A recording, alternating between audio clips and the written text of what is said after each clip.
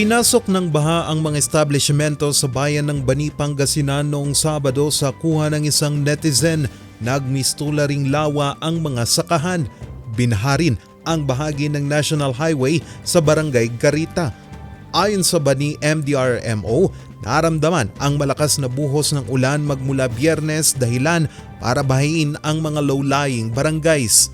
Ito po yung pinaka-problema po namin. Every time po na may kasabay na habagat ang isang pag-ulan, talagang kami po yung mga nadadali kasi nasa western part po kami ng Luzon, ng Pangasinan. So, every time po na may habagat, ini-expect na po namin na may pagbaha po talaga. Ang ibang barangay, naramdaman ang lagpas tuhod na baha dahilan upang ilikas ang mga pamilya at sanggol na ito.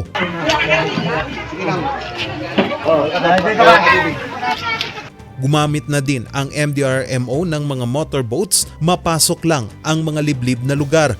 45 mga pamilya o tinatayang 140 na individual ang inilikas mula sa iba't ibang mga barangay sa bayan. Pinagit na po namin sila dun sa mga kanilang bahay din po. Kasi itong mga ito po, nasa mga identified evacuation center. Although may mga nag-evacuate din po. Hindi pa matiyak ang kabuuang danyos ng naturang pagbaha. Sa Dagupan City, binaharin ang ilang barangay matapos sabayan ng high tide ang malakas na buhos ng ulan. Chinecheck po natin ang level ng mga tubig lalo sa ating mga major waterways at yan po ay nire-record at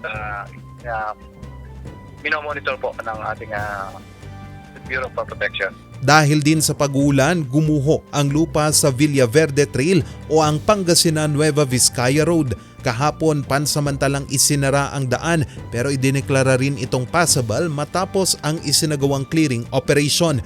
Ipinagbawal muna ng Coast Guard at ng Pamalang Panlalawigan ng Pangasinan ang pagpalaot ng mga maliliit na sasakyang pandagat dahil sa gale warning na itinaas ng Pag-asa.